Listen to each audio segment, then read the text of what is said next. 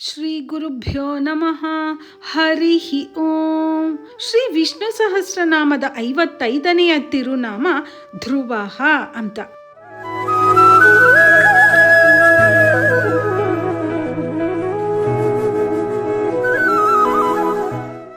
ವಸಿಷ್ಠರು ದಾಮೋದರ ಕೃಷ್ಣನ ವಿಗ್ರಹವನ್ನು ಬೆಣ್ಣೆಯಿಂದಲೇ ತಯಾರು ಮಾಡಿರ್ತಾರೆ. ದಾಮಂ ಅಂದರೆ ಹಗ್ಗ, ಉದರ ಅಂದರೆ ಹೊಟ್ಟೆ. ಹಗ್ಗದಿಂದ ಹೊಟ್ಟೆಗೆ ಕಟ್ಟಲ್ಪಟ್ಟ ಕೃಷ್ಣನಿಗೆ ದಾಮೋದರ ಅಂತ ಹೆಸರು. ಯಶೋದೆಗೆ ಅಕ್ಕಪಕ್ಕದ ಹೆಣ್ಣು ಮಕ್ಕಳೆಲ್ಲ ನಿಮ್ಮ ಮಗ ಕೃಷ್ಣ ನಮ್ಮ ಮನೆಯಲ್ಲಿ ಬೆಣ್ಣೆ, ಹಾಲು, ಮೊಸರು ಎಲ್ಲವನ್ನು ಕದಿಯುತ್ತಾನೆ ಅಂತ ದೂರು ಕೊಟ್ಟಾಗ ಅವಳಿಗೆ ತುಂಬಾ ಬೇಜಾರಾಗಿ ಕೃಷ್ಣನನ್ನು ಒರಳು ಕಲ್ಲಿಗೆ ಹಗ್ಗದಿಂದ ಕಟ್ಟಿ ಹಾಕುವ ವಿಷಯ ನಮಗೆಲ್ಲ ಗೊತ್ತೇ ಇದೆ.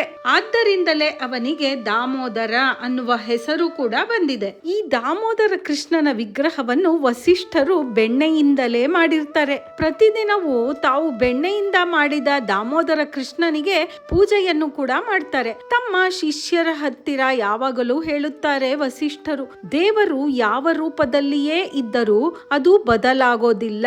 ಅದಕ್ಕೆ ಈ ಬೆಣ್ಣೆಯಲ್ಲಿ ಮಾಡಿರುವ ಕೃಷ್ಣನೇ ಉದಾಹರಣೆ. ಯಾಕೆ ಅಂದ್ರೆ ಸಾಮಾನ್ಯವಾಗಿ ಬೆಣ್ಣೆ ಕರಗಿಯೇ ಹೋಗತ್ತೆ, ಸ್ಟ್ರಾಂಗ್ ಆಗಿ ಗಟ್ಟಿಯಾಗಿ ಇರುವುದೇ ಇಲ್ಲ. ಆದರೆ ಹಾಗೆ ಕರಗುವ ಬೆಣ್ಣೆ ಕೂಡ ಕೃಷ್ಣನ ವಿಗ್ರಹದ ರೂಪದಲ್ಲಿ ಇರುವುದರಿಂದ ಕರಗದೆ ಬದಲಾಗದೆ ಇದೆ. ನೋಡಿದಿರಾ? ಅದುವೇ ಆ ಭಗವಂತನ ದೇಹದ ವಿಶೇಷತೆ.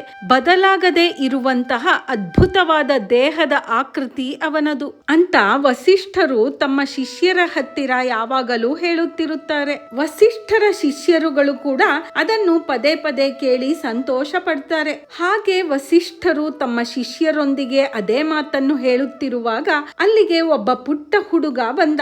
ಆ ಬೆಣ್ಣೆಯಿಂದ ಮಾಡಿದ ಕೃಷ್ಣನನ್ನು ನೋಡಿ ಅದನ್ನು ಕೈಗೆ ತೆಗೆದುಕೊಂಡು ಬಾಯಿಗೆ ಹಾಕಿ ನುಂಗಿಯೇ ಬಿಟ್ಟ. ಅದನ್ನ ವಸಿಷ್ಠರು ನೋಡ್ತಾರೆ. ಆಹಾ, ನಾನು ಇಷ್ಟು ದಿನ ಆಸೆಯಿಂದ ಭಕ್ತಿಯಿಂದ ಪೂಜೆ ಮಾಡುತ್ತಿದ್ದ ಕೃಷ್ಣನ ವಿಗ್ರಹವನ್ನ ಈ ಹುಡುಗ ತಿಂದೇ ಬಿಟ್ಟನಲ್ಲ ಅಂತ ಅವನನ್ನು ಬೈದುಕೊಂಡೇ ಅಟ್ಟಿಸಿಕೊಂಡು ಹೋಗ್ತಾರೆ. ವಸಿಷ್ಠರು ವಯಸ್ಸಾದವರು. ಆ ಚಿಕ್ಕ ಹುಡುಗ ಓಡುವ ಹಾಗೆ ಅವರಿಗೆ ಓಡಲು ಸಾಧ್ಯವಿಲ್ಲ. ಆದರೂ ಪ್ರಯತ್ನ ಪಟ್ಟು ಅವನ ಹಿಂದೆಯೇ ಓಡುತ್ತಾರೆ. ಒಂದು ಬಕುಳ ಮರದ ಕೆಳಗೆ ಕೂತು ಒಬ್ಬ ಋಷಿಗಳು ತಪಸ್ಸು ಮಾಡ್ತಾ ಇರ್ತಾರೆ. ಬಕುಳ ಮರ ಅಂದರೆ ಸ್ಪ್ಯಾನಿಷ್ ಚೆರ್ರಿ ಟ್ರೀ ಅಥವಾ ಬುಲೆಟ್ ವುಡ್ ಟ್ರೀ ಅಂತ.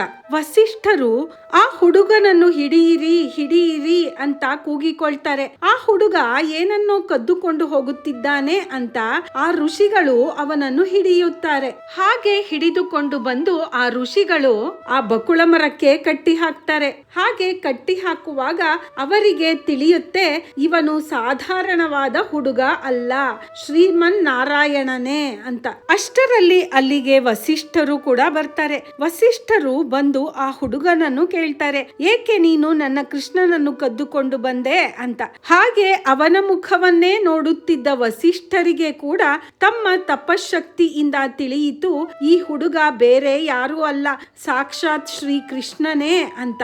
ಆಗ ವಸಿಷ್ಠರು ಕೇಳುತ್ತಾರೆ, ಕೃಷ್ಣ, ನೀನೇ ಹೀಗೆ ಕದಿಯಬಹುದೇ?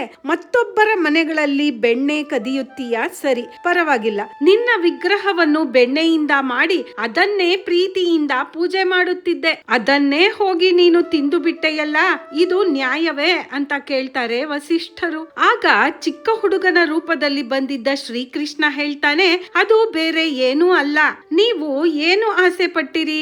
ನಾನು ಅವತಾರ ಎತ್ತಿದ ಎಲ್ಲವೂ ಬದಲಾವಣೆ ಆಗದೆ ಇರಬೇಕು ಅಂತ ತಾನೆ. ಈ ಬೆಣ್ಣೆಯಿಂದ ಮಾಡಿದ ವಿಗ್ರಹವೂ ಕೂಡ ಬದಲಾಗದೆ ಹಾಗೆಯೇ ಇರಬೇಕು ಅಂತ ಕೂಡ ನೀವು ಆಸೆ ಪಟ್ಟಿರಿ ತಾನೆ. ಇದು ಬದಲಾಗದೆ ಇರುವುದಕ್ಕೆ ಇರುವ ಒಂದೇ ದಾರಿ ಅಂದರೆ ನಾನು ಇದನ್ನು ತಿಂದು ನನ್ನ ಹೊಟ್ಟೆಯಲ್ಲಿ ಇಟ್ಟುಕೊಂಡು ಬಿಟ್ಟರೆ ಅದು ಬದಲಾಗದೆ ಹಾಗೆಯೇ ಇರುತ್ತದೆ, ಅದಕ್ಕಾಗಿಯೇ ತಿಂದೆ ಅಂತಾನೆ ಕೃಷ್ಣ.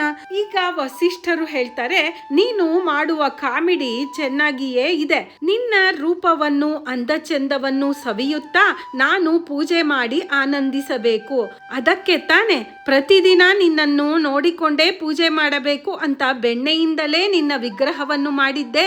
ಅದನ್ನೇ ನುಂಗಿ ಬಿಟ್ಟೆಯಲ್ಲ, ಈಗ ನಿನ್ನ ದರ್ಶನ ಹೇಗೆ ಮಾಡೋದು ಅಂತಾರೆ ವಸಿಷ್ಠರು. ಅಷ್ಟೇನಾ ವಿಷಯ? ಈಗ ನೋಡಿ, ನಾನು ನಿಮಗೆ ದರ್ಶನ ಕೊಡುತ್ತೇನೆ ಅಂತ 4 ದಿವ್ಯ ಕರಗಳೊಂದಿಗೆ ಶಂಖ ಚಕ್ರಗಳನ್ನು ಹಿಡಿದು ಶ್ರೀಮನ್ ನಾರಾಯಣನಾಗಿ ದಿವ್ಯ ದರ್ಶನವನ್ನು ಕೊಟ್ಟ ಆ ಭಗವಂತ. ಅವನ ದರ್ಶನ ಭಾಗ್ಯವನ್ನು ಪಡೆದು ವಸಿಷ್ಠರು ಧನ್ಯರಾದರು. ಹೀಗೆ ಬದಲಾಗದೆ ಇರುವ ಇದೇ ರೂಪದಲ್ಲಿ ಇನ್ನು ಮೇಲೆ ನಿಮಗೆ ದರ್ಶನ ಕೊಡುತ್ತೇನೆ ಅಂತ ಕೂಡ ಹೇಳಿದ ಆ ಭಗವಂತ. ಈ ತೀರ್ಥ ಕ್ಷೇತ್ರವೇ ತಿರುಕ್ಕಣ್ಣಂಗುಡಿ ಎನ್ನುವ ದಿವ್ಯ ದೇಶ. 108 ದಿವ್ಯ ದೇಶಗಳಲ್ಲಿ ಇದು ಕೂಡ ಒಂದು. ಇದು ನಾಗಪಟ್ಟಣಂ ಹತ್ತಿರ ಇದೆ. ಈಗಾಗಲೇ ದಾಮೋದರ ಕೃಷ್ಣನನ್ನು ವಸಿಷ್ಠರು ಪೂಜೆ ಮಾಡಿದ್ದರು. ಅವನೇ ಈಗ ನಾರಾಯಣನಾಗಿ ದರ್ಶನ ಕೊಟ್ಟ. ಆದ್ದರಿಂದ ಆ ಭಗವಂತನಿಗೆ 2 ತಿರುನಾಮಗಳನ್ನು ಕೂಡಿಸಿ ದಾಮೋದರ ನಾರಾಯಣನ್ ಎನ್ನುವ ಹೆಸರು ಬಂದಿದೆ. ಇವತ್ತಿಗೂ ನಾವು ಈ ದಾಮೋದರ ನಾರಾಯಣನನ್ನು ತಿರುಕ್ಕಣ್ಣಂಗುಡಿಯಲ್ಲಿ ದರ್ಶನ ಮಾಡಬಹುದು. ಬದಲಾಗದ ರೂಪದಲ್ಲಿ ಶಂಖ ಚಕ್ರಗಳನ್ನು ಹಿಡಿದು ಶ್ರೀ ಕೃಷ್ಣನೇ ದಾಮೋದರ ನಾರಾಯಣನಾಗಿ ದರ್ಶನ ಕೊಡುತ್ತಾನೆ. ಆ ಭಗವಂತನ ರೂಪದಲ್ಲಿ ಯಾವುದೇ ಬದಲಾವಣೆಗಳಿಲ್ಲದೆ ಆ ದಿವ್ಯವಾದ ತನ್ನದೇ ಆದ ಅಸಾಧಾರಣ ಲಕ್ಷಣಗಳಿಂದ, ಶಂಖ ಚಕ್ರಗಳಿಂದ, ಹೃದಯದಲ್ಲಿ ಲಕ್ಷ್ಮಿಯ ಸಮೇತ ತಾವರೆಯ ಕಣ್ಣುಗಳಿಂದ, ವೈಜಯಂತಿ ವನಮಾಲೆಗಳಿಂದ ಬದಲಾಗದೆ ಇರುವ ರೂಪದಿಂದ ದಾಮೋದರ ನಾರಾಯಣನಾಗಿ ದರ್ಶನ ಕೊಡುತ್ತಾನೆ ಆ ಭಗವಂತ. ಧ್ರುವಃ ಅಂದರೆ ಬದಲಾಗದೆ ಇರುವ ರೂಪ ಉಳ್ಳವನು ಅಂತ. ವಸಿಷ್ಠರು ಬೆಣ್ಣೆಯಿಂದ ಮೂರ್ತಿ ಮಾಡಿದಾಗಲೂ ಕರಗದೆ ಬದಲಾಗದೆ ಹಾಗೆಯೇ ಇದ್ದ. ಮತ್ತೆ ವಸಿಷ್ಠರಿಗೆ ಬದಲಾಗದ ರೂಪದಲ್ಲಿಯೇ ದಾಮೋದರ ನಾರಾಯಣನಾಗಿ ದರ್ಶನ ಭಾಗ್ಯವನ್ನು ಕೊಟ್ಟ.